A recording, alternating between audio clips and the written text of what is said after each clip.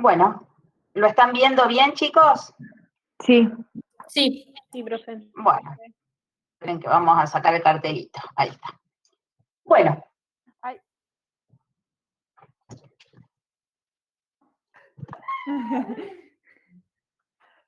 ¿Estamos? Bueno, entonces, vamos a preguntarnos qué es la bronquiolitis. Bueno, es una infección respiratoria aguda, baja, es la más frecuente en los lactantes. El tema que tiene algunos problemitas, como ser la diversidad en los criterios diagnósticos, una gran variabilidad en el tratamiento en la práctica clínica, que ahora vamos a charlarlo, y una gran utilización de los recursos sanitarios. Esto es lo que yo les decía. Una infección respiratoria que afecta fundamentalmente a niños pequeñitos y que verdaderamente va a causar en los meses del otoño-invierno una gran demanda. Entonces, por definición, esto es Academia Americana de Pediatría, enfermedad infecciosa aguda de etiología viral de la vía aérea inferior, es de la vía aérea pequeñita, que afecta a niños menor de 2 años. Cuando veamos este menor de 2 años, generalmente es menor de 1 año y más frecuentemente menor de 6 meses. Caracterizada por una inflamación y necrosis del epitelio bronquial que compromete el pulmón en forma difusa, bilateral y causa incapacidad ventilatoria obstructiva. ¿Quién es el agente etiológico? ¿Quién la causa? Por lejos, el más frecuente, más de un 80%, es el virus sincicial respiratorio, que es un virus ARN de la familia de los paramyxovirus. Pero hay otros virus que pueden causar bronquiolitis. Sin embargo, para que ustedes se acuerden, el más frecuente es el virus sincicial respiratorio. ¿Cómo se transmite la bronquiolitis? Bueno, por algo que ustedes me parece que en este momento vienen escuchando mucho, que son estas gotitas de flush. Estas mismas gotitas que contagian el coronavirus, bueno, estas mismas gotitas contagian otro virus, que es el virus sincicial respiratorio. Es un virus altamente contagioso. Bueno, entonces, desde mediados del otoño hasta el comienzo de la primavera, tenemos estos cuadros que son tipo epidémicos. La mayoría de los chicos va a tener cuadros leves, o sea, solo un porcentaje muy pequeñito, fíjense, con un máximo de un 1,5%, va a requerir internación. Luego vamos a ver que a pesar de que este porcentaje es pequeñito, verdaderamente causa en los servicios de salud una gran demanda. La mortalidad de la bronquiolitis es chiquita, en menos de un 1%, en países desarrollados. ¿Cuál es el problema? En los países subdesarrollados y en un grupo de la población muy particular, que es el que más vamos a tener que mirar, en donde puede ser verdaderamente de riesgo. Bueno, esta es una foto vieja me refiero a que tiene sus años, pero nos hace recordar la foto de los inviernos pre-COVID, no es el invierno ahora, en donde verdaderamente en la guardia, fíjense, esta es la guardia del hospital, que es una guardia, para el que no la conoce, muy grande, con mucha posibilidad de poner camitas, con mucha capacidad también a nivel de los consultorios, y fíjense que ya no bastan las camas en los sectores, sino que aparecen las llamadas cunitas en los pasillos, mamás o papás esperando con los niños sentaditos, esperando ser atendidos, todos los médicos, los enfermeros trabajando. Esto es una foto que, si bien tiene sus años, es una foto que tranquilamente podría haber sido la del 2019. Bueno, entonces, para recordar, ¿a quién afecta? A los chicos chiquitos, fundamentalmente a los menores de 6 meses. Fundamentalmente, lo más frecuente, entre los 2 y 3 meses de vida. Entonces, sepan que cuando ustedes la definan, es la infección respiratoria aguda baja de la vía aérea pequeña del menor de 2 años, pero dentro de ese grupo de 2 años hay un grupito en donde se presenta más frecuentemente. Es más frecuente en varones, se ve una incidencia mayor, no sabemos por qué, pero hay una incidencia más frecuente en varones, y hay algunos llamados factores de riesgo, es decir, qué chico tiene mayor probabilidad de desarrollar una bronquiolitis, no qué chico tiene mayor riesgo a complicaciones, mayor riesgo para desarrollarla.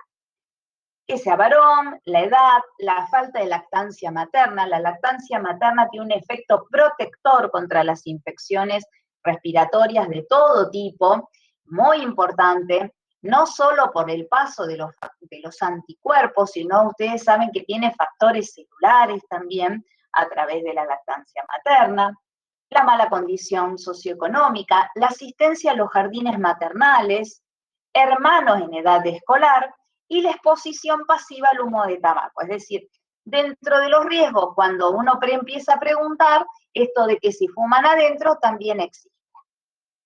¿Estos qué me importan? También, ¿por qué? Porque también vamos a tener en cuenta cuando hacemos la historia clínica de hacer estas preguntas. ¿Va al jardín? ¿Tomó la teta o toma la teta? ¿Tiene otros hermanitos? ¿Fuman dentro de la casa? Ahora, dentro de ese grupito, o sea, de todos los chicos que tienen bronquiolitis, hay algunos que tienen factores de riesgo para desarrollar bronquiolitis graves. Entonces, a este grupo es al que yo le tengo que prestar más atención. No quiere decir que a los otros no los mire, sino que si hay un bebé que es pequeñito, lo voy a tener que mirar más.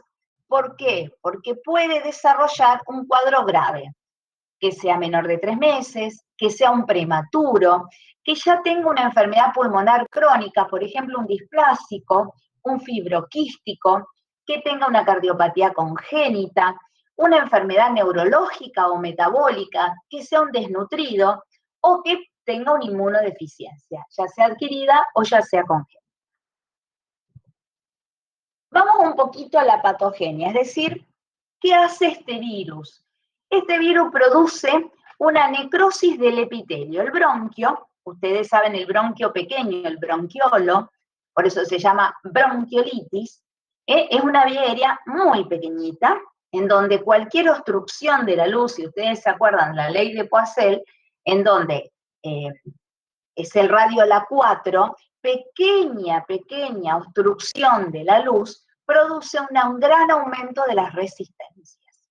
Entonces, hay necrosis de epitelio, con proceso inflamatorio, con edema, con infiltrado neutrofílico, con mucha secreción mucosa y como todo epitelio que se necrosa, empieza a desprender las células epiteliales y la actividad ciliar también disminuye. Por lo tanto, tenemos obstrucción de luz y mucho moco obstruyendo también la luz.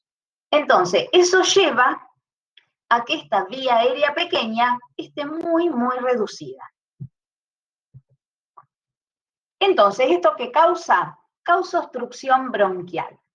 Pero a diferencia de la obstrucción bronquial que ustedes ven en el asma o en las bronquitis obstructivas recidivantes, en donde lo que interviene es el músculo liso, acá no interviene el músculo liso porque esta vía aérea pequeña no ha desarrollado una pared muscular que verdaderamente sea el causal de la obstrucción.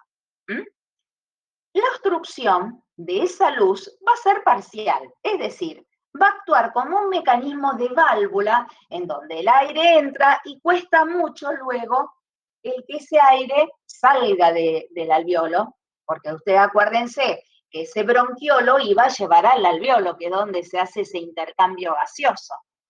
Empieza a producirse una hiperinsuflación.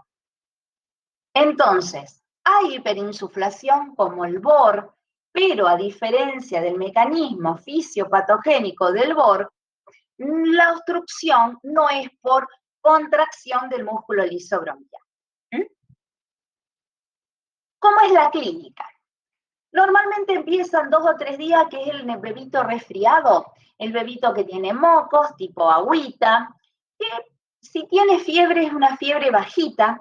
Algunos tienen 37,2, 37,5, son poquitos los que hacen una fiebre alta. Empieza la tosecita, y a la tosecita se le agregan signos de dificultad respiratoria. La taquipnea, es decir, ese aumento de la frecuencia respiratoria, retracciones intercostales, subcostales, es decir, los tirajes, ese uso de los músculos accesorios, ralecitos muy finitos, ¿sí? Son ralecitos crepitantes que se van a escuchar en los dos pulmoncitos, en los dos lados, bien de base a vértice, y pueden auscultarse o no sibilancias. Esto es importante. No quiere decir que porque no tenga sibilancia no es una bronquiolitis. Bueno, el niño en general, al tercer o cuarto día de inicio de estos síntomas, tiene su mayor dificultad. Es como que va en incremento, se la puse y después empieza a mejorar. ¿Sí? Hace la puse y va empezando a mejorar. Algunos lo hacen más rápido, otros un poco más lento. El cuadro puede durar 7, 10 días, 7, 10 días, y obviamente empieza en la última parte a tornarse más secretor. Es cuando el nene empieza ya con rales más gruesos, ¿sí? Más catarro, más moquito. Ahora, toda esta dificultad respiratoria, esta secreción, hace que este bebé sea un bebé que no quiera comer, que no quiera dormir, que esté molesto. Entonces, esto a la mamá le vamos a decir. Después vamos a ver cuáles son las pautas de alarmas que le vamos a dar a la mamá. ¿Qué puede pasar en estos niños tan pequeñitos? Puede aparecer algo que se llama apnea. Así como nosotros cuando vimos la taquipnea, que dijimos que es el aumento de la frecuencia respiratoria, la apnea es cuando deja de respirar. Es cuando deja de respirar. Que cuando estas apneas son muy cortitas se llaman pausas respiratorias. Pero a veces, cuando esta apnea es un poquito más larga, aparece o un cambio de coloración, se pone morado, o baja un poco la frecuencia cardíaca. Entonces, estemos atentos que en los más pequeñitos, ni hablar si tuviera algún antecedente como prematurez o una enfermedad pulmonar crónica no pensemos en los adultos, en los niños pensemos, por ejemplo, en una displasia broncopulmonar, muy característica de los prematuros. Entonces pueden aparecer como único signo o síntoma de la bronquiolitis la apnea. Bueno, cuando uno evalúa lo comprometido o no comprometido que esté el niño, se lo evalúa con un score. Este score, que se llama score de tal, es una escala que todo el mundo la conoce. Uno puede a lo mejor no recordarla exactamente de memoria, pero en cualquier guardia, en cualquier consultorio, en cualquier teléfono celular, la van a encontrar. Y es una escala que está muy aceptada. Es decir, es una forma que tenemos en común de poder explicarle a un colega que, por ejemplo, queremos derivar al paciente, o bien cuando tenemos que tomar una determinación, es ponernos todo de acuerdo qué significa tener un score de tal de 3, un score de tal de 8, un score de tal de 12. Es decir, ponernos y hablar en un lenguaje común para todos, porque si no, sería muy complejo. ¿Qué es una dificultad respiratoria leve para mí? A lo mejor no es leve para el otro.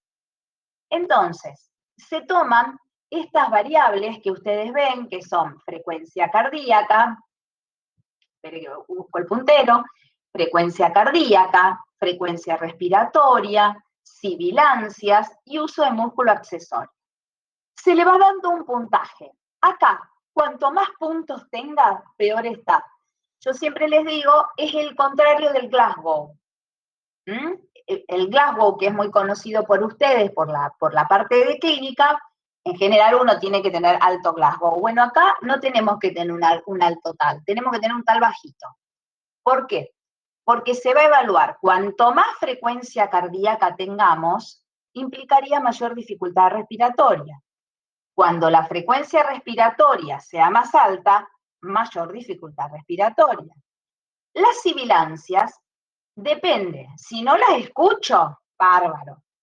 Si solo están al fin de la expiración, si son expiratorias, o si directamente yo paso por el niño, paso y ya las escucho, no necesito ni el estetoscopio.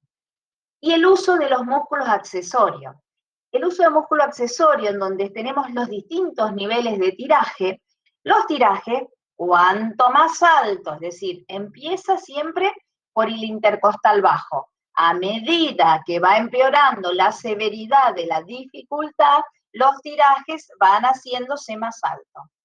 Cuando el nene tiene una mayor dificultad, cuando tiene tiraje generalizado, aparece el cabeceo, que es porque empiezan a contraerse los músculos esternocleidomastoideos, aparece el aleteo, entonces aparece tirajes los supraclaviculares y supraesternal. Todo eso ya me implica que el grado de dificultad es mayor. ¿Esto lo tienen que saber? Sí, lamentablemente les comento que lo tienen que saber, se lo tienen que aprender. Tiene un valor, ese valor da puntaje. Pero también le tengo que agregar otro puntaje, que lo tengo que cotejar, que es el de la saturometría, ¿sí? Es decir, de acuerdo a cuánto sature nuestro pacientito, va a combinarse con los puntajes de tal. O sea, un chico saturando aire ambiente mayor o igual a un 98%, 4 puntos o menos. De 5 a 8 hablamos de que este niño tiene una dificultad moderada, en donde está de 93 a 97. Y si tiene menos o igual al 92% de saturometría, hablamos de un puntaje de tal de 9 o más. Hasta 12 es el máximo. Ahora bien, ¿cómo hacemos el diagnóstico de una bronquiolitis? El diagnóstico es clínico. No necesito métodos complementarios para diagnosticar una bronquiolitis. El diagnóstico es clínico. Va a ser un buen examen físico, acompañado, como siempre, de una correcta anamnesis, sobre todo para determinar cuál es el grupo de riesgo para desarrollar un cuadro grave. En algunos casos, uno puede requerir de una radiografía de tórax. De rutina no hace falta sacarle porque no voy a ver nada que me haga tomar o cambiar una decisión.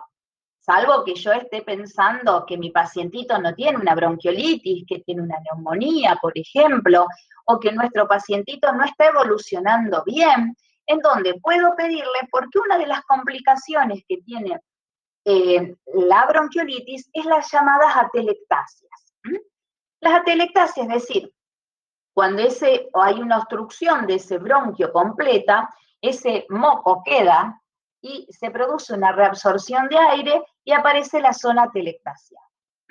Pero fíjense, esto, no realizar radiografías de tórax de rutina en niños con bronquiolitis típica. Ya, como les dije, hay momentos que hay que hacer alguna radiografía, no quiere decir que no, pero buscando generalmente una complicación. No la necesito y menos la necesito para hacer diagnóstico. Entonces, ¿cuándo la necesito? Si yo quiero descartar alguna otra cosa. ¿Sí? Si no, no la justifico. Detección de virus. Las pruebas que se pueden realizar, que son los llamados aspirados nasofaringios, no son de rutina, tienen una utilidad epidemiológica, particularmente en el hospital se hace porque es lo que se llaman hospitales centinela, en donde se hace una determinación como para ponerle un nombre y decir, ven, hay bronquiolitis y es por virus sincicial respiratorio, pero nadie necesita a ningún otro paciente hacer un estudio de detección viral. Ya sabemos y ya sabemos que en el 80% de los casos va a ser un virus incisional. ¿Qué pasa con el hemograma? No necesito hacer hemograma de rutina, vuelvo a repetirle, salvo que yo esté sospechando otra cosa, por ejemplo, que yo sospeche que no tiene la bronquiolitis, que tiene, por ejemplo, una neumonía, o bien que sea un niño con mucha dificultad para respirar, y yo lo vea, por ejemplo, que está muy pálido. Entonces, recuerden que la anemia puede, por supuesto, complicar este cuadro de dificultad respiratoria. No hace falta hacer ningún cultivo, no hace falta hacer un estado de ácido base arterial. El estado ácido base arterial, si se acuerdan el taller que dimos de método complementario, es un método cruento que solamente se va a utilizar en algún caso de distrés respiratorio, dificultad respiratoria muy grave, de un fallo respiratorio, o sea, preparo respiratorio, o algún niño, por ejemplo, en terapia intensiva para manejo de gases. Si no, no hace falta y no necesito hacerlo. Bien. Es fundamental la oximetría de pulso. Por supuesto, y si bien yo no soy muy joven, hoy particularmente una compañera me hizo recordar que hace 25 años empezábamos la residencia de pediatría en el Vilela, hoy 1 de junio. Cuando yo empecé la residencia, no teníamos oxímetro de pulso. Aparece ya cuando éramos residentes de tercer año y que había un solo saturómetro en todo el hospital y nos teníamos que ir y buscarlo, ir, saturar, devolverlo. Bueno, ahora por suerte, y más ahora con el COVID que se lo compró hasta cualquiera, creo que lo sabe manejar cualquier persona, como un dedito. Pero bueno, antes esto no era, nosotros vivíamos sin la oximetría de pulso, podíamos manejar perfectamente la dificultad respiratoria, la podíamos diagnosticar, podíamos evaluar cuál era su gravedad y no teníamos oxímetro de pulso. Bueno, pero ahora está el oxímetro de pulso, hay distintas formas, es importante que siempre cuando ustedes lo tomen, lo controlen junto con la frecuencia cardíaca, tiene que coincidir. En el niño tiene alguna especificidad, como por ejemplo que hay que tratar de que no se esté moviendo todo el tiempo, porque si no el valor puede cambiar, que esté, ya sea la patita, la manito, la orejita, donde se tome, que esté calentita, que no esté expuesto a la luz, o sea, tener alguna idea. Pero vuelvo a repetir, no nos tenemos que poner dependientes del oxímetro. Tenemos que ver la clínica, porque a veces vemos clínicamente una cosa y el oxímetro no nos concuerda mucho. Entonces siempre, vuelvo otra vez, la clínica sigue siendo lo soberano.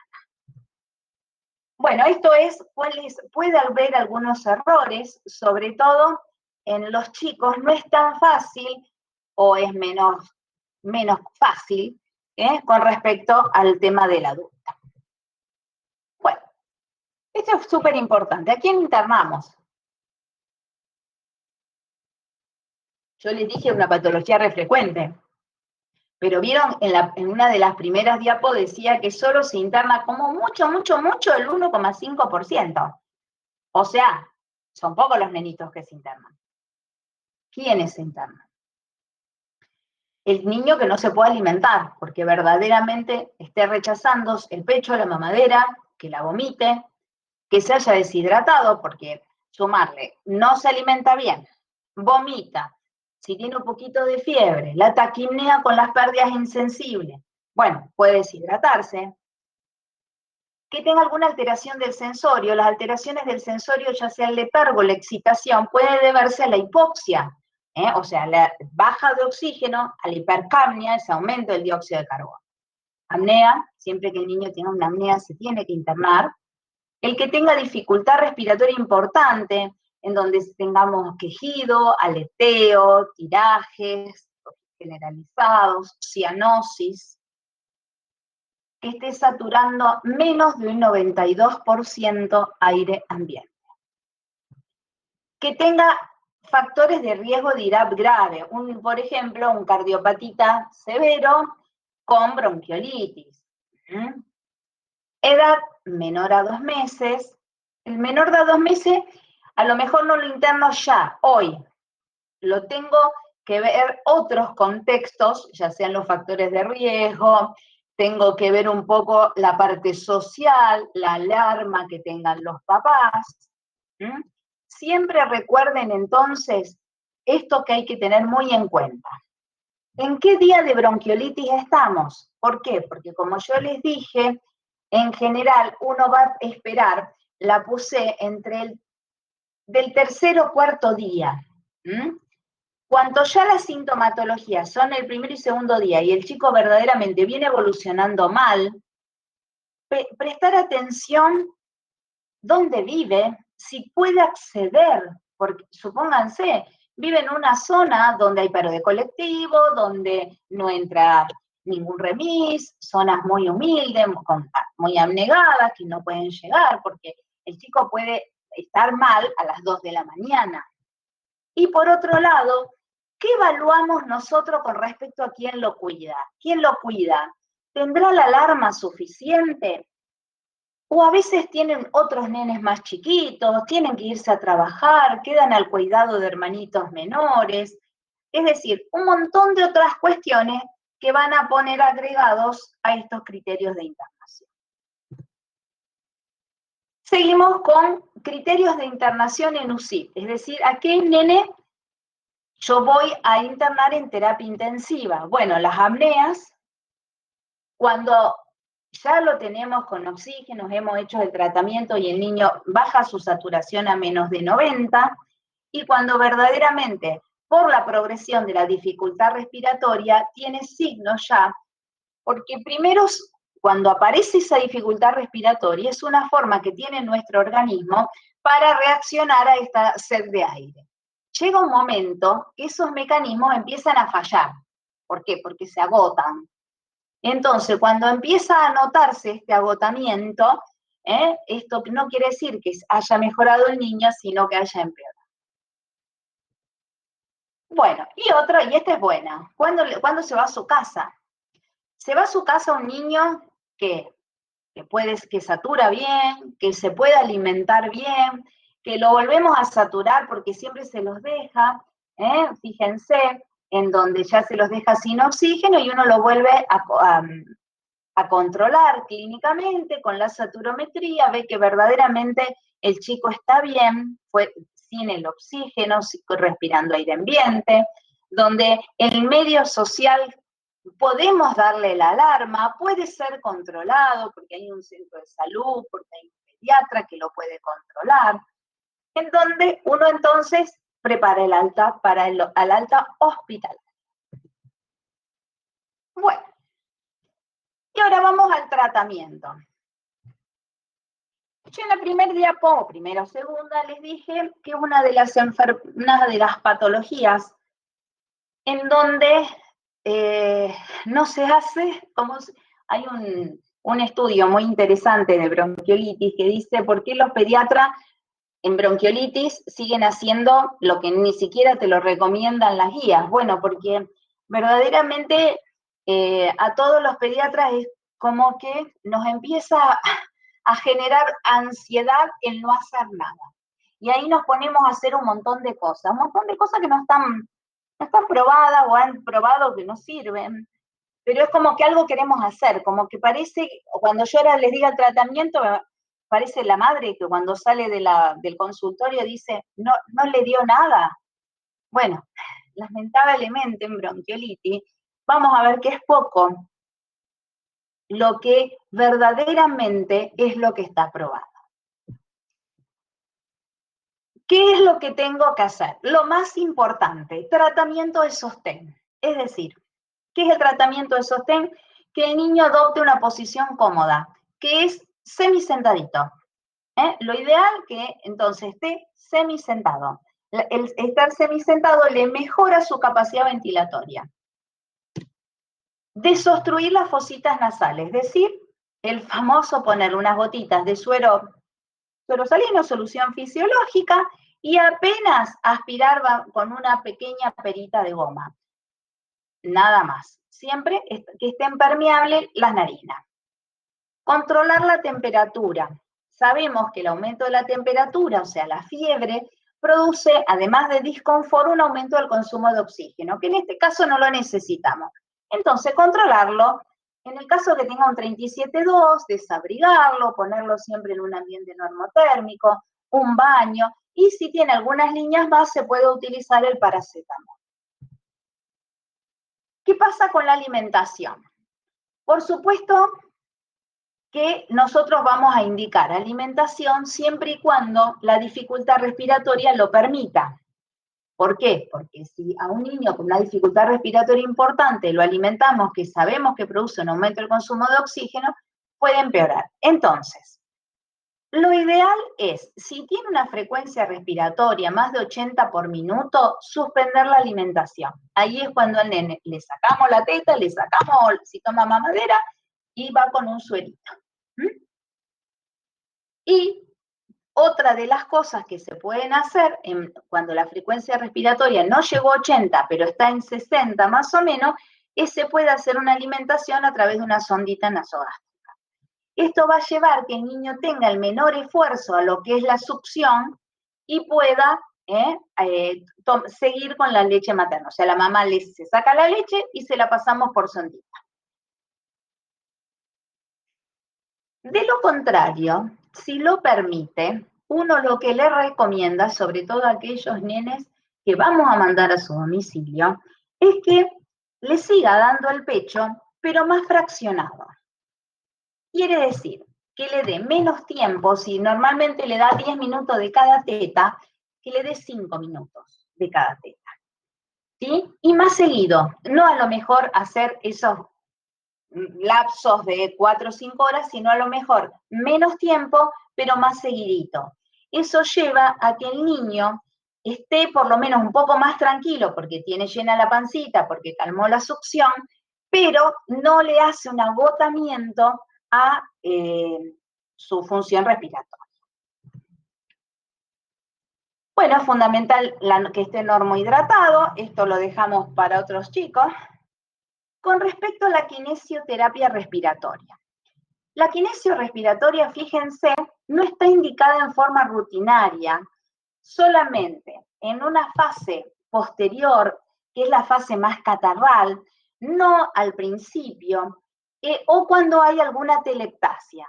Igualmente, se trabaja muy bien con la kinesiología en el hospital, porque cuando le decimos que es un bronquiolito, donde lo fundamental es al niño dejarlo tranquilo, donde lo fundamental es al niño no estimularlo, para que ese flujo también de aire sea un flujo laminar, porque sabemos que cuando el nene llora, cuando el nene se agita, cuando el nene se pone incómodo, ese flujo laminar, que debería ser así, se torna un flujo turbulento. Entonces, es importante que el kinesiólogo sepa que a veces con una pequeña aspiración le desobstruye la vía aérea superior y al niño lo mejora. Y en la otra fase, en la fase más catarral, en la fase donde puede haber atelectasias, ahí sí indicar la kinesia. Bueno, el único tratamiento probado, además de todas estas medidas de sostén, que para la madre no le indicamos nada, porque la madre sale y dice, no me indicó nada, y uno le indicó un montón de cosas, el tratamiento es el oxígeno. Estos chicos, la característica es la hipoxemia. Entonces, ¿qué niño debe recibir oxígeno suplementario? Pero recuerda una cosa, el oxígeno es como una droga, tiene efectos indeseables. O sea, no es para todo el oxígeno. Tiene que ser administrado en forma correcta a quien lo necesita. Entonces, si el niño tiene dificultad respiratoria grave, tiene cianosis, tiene una saturación que está, bueno, acá está mal puesto, es menor a 92%, debe recibir oxígeno suplementario. En general, el oxígeno que se le da para el tratamiento de la hipoxemia de la bronquiolitis es un oxígeno de bajo flujo. Es decir, un oxígeno por esto que nosotros llamamos bigotera o cánula nasal, donde tiene, fíjense, los bigotitos, como nosotros le llamamos, que le va directamente a la narina el oxígeno, por dos canulitas que tiene. En general, es un sistema que se llama de bajo flujo, porque le va a aportar con 1 a 2 litros de oxígeno por minuto, un oxígeno a un 25, un 30%, es decir, no hace un gran aporte de FiO2, pero sí lo que necesita el niño. Con esos bajos litros de oxígeno, no hace falta que el oxígeno esté ni calentado ni humidificado. Bueno, acá viene el don salbutamol. El salbutamol no estaría indicado en la bronquiolitis. Ahora, ¿que se lo indican? Se lo indican. Entonces, después de tanto pelear con todos los pediatras que se lo indicaban igual, y se hicieron múltiples estudios, dijeron, bueno, pero a ver, la verdad no hay efecto a través del músculo liso y el beta-2 adrenérgico, o sea, el salbutamol tan útil en el asma, tan útil en los chicos BOR, que responden tan bien. ¿Cómo sabemos si este primer episodio es una bronquiolitis o este primer episodio es un inicio de un broncoespasmo? Bueno, entonces llegaron a un acuerdo en donde hacemos una primer serie de salbutamol, estaría recomendada, y ver la respuesta. Si el niño no responde, si el niño sigue igual, no seguir indicándole el salbutamol. ¿Sí? No hace falta indicarle más el salbutamol. Ahora, si el niño verdaderamente, tras la administración del beta-2, revierte, verdaderamente, claramente mejora, es lo que llamamos la prueba terapéutica, uno podría dejarle indicado los PAF de salbutamol cada 4 horas. ¿Estamos? Pero no tendrían indicación en el tratamiento de la bronquiolitis. Tampoco están indicados los corticoides, de ningún tipo, forma ni color.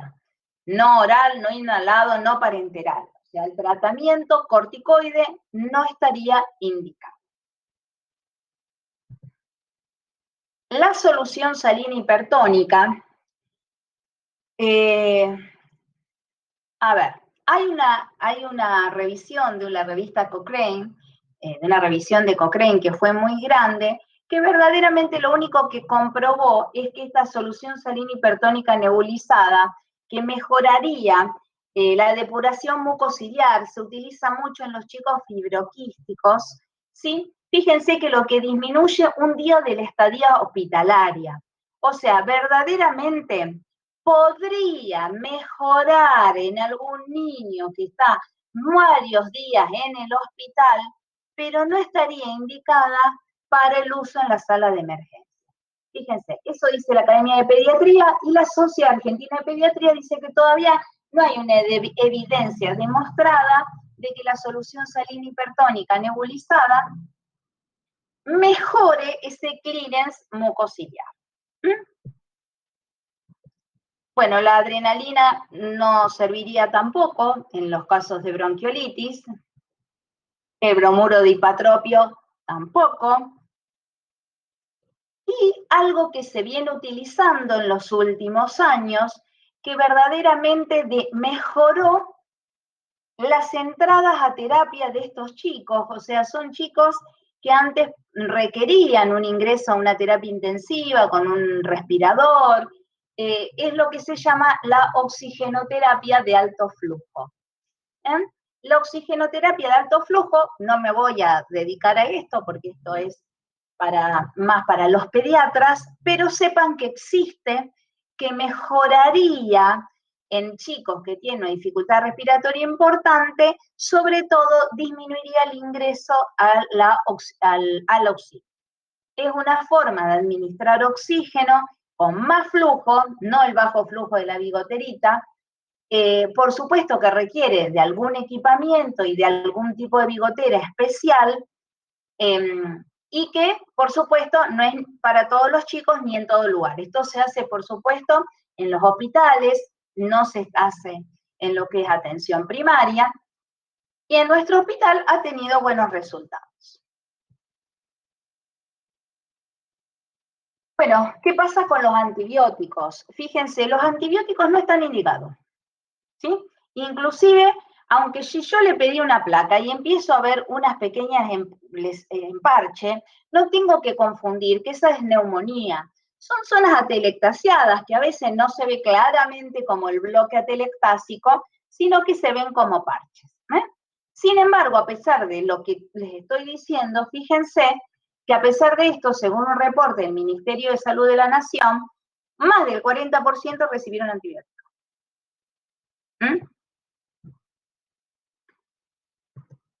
No se usa ningún sedante, antihistamínico, antivirales de ningún tipo. Y para que ustedes conozcan, en algún niño, sobre todo en niños muy prematuritos, muy de bajo peso, se utiliza un anticuerpo monoclonal que se llama palivizumab, que sería como una vacunita.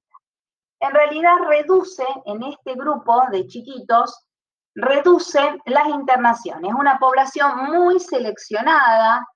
Este anticuerpo monoclonal verdaderamente es muy caro, muy caro. Se hace en nuestro hospital, se utiliza como preventivo.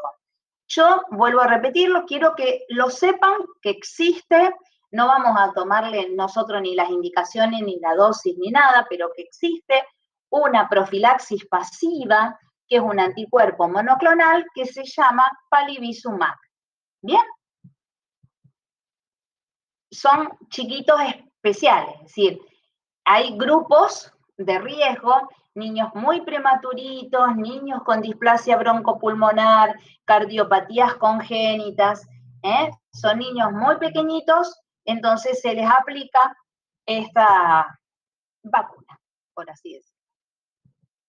Bueno, entonces, este Power igualmente yo se los dejo, es para que, acá hay un resumen, esto es del Hospital Garrahan, son unas guías del Garrahan 2013, tiene una actualización 2015 y ahora salió una actualización 2020 que todavía no está escrita, no es que cambia, o sea, es la misma, en donde verdaderamente, de acuerdo al tal, no confundamos lo que es bronquiolitis de lo que es BOR, también llamada como IRAP, no lo confundamos. El niño con bronquiolitis, con un tal menor de 5, saturando más de 92, donde puede dormir, donde puede alimentarse, donde tiene todas las condiciones en su domicilio, podrá irse con todas esas medidas que dijimos y, por supuesto, controlándose.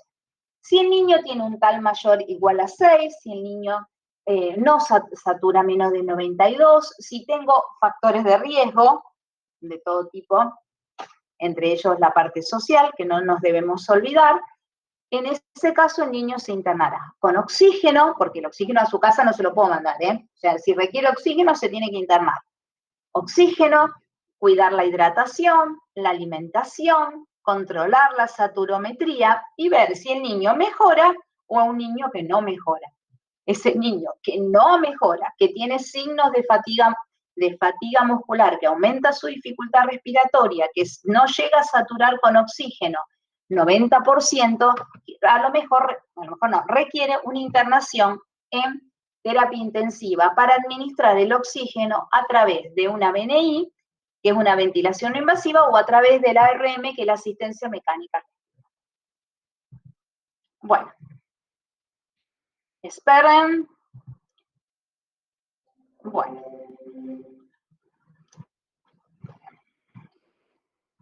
Esperen.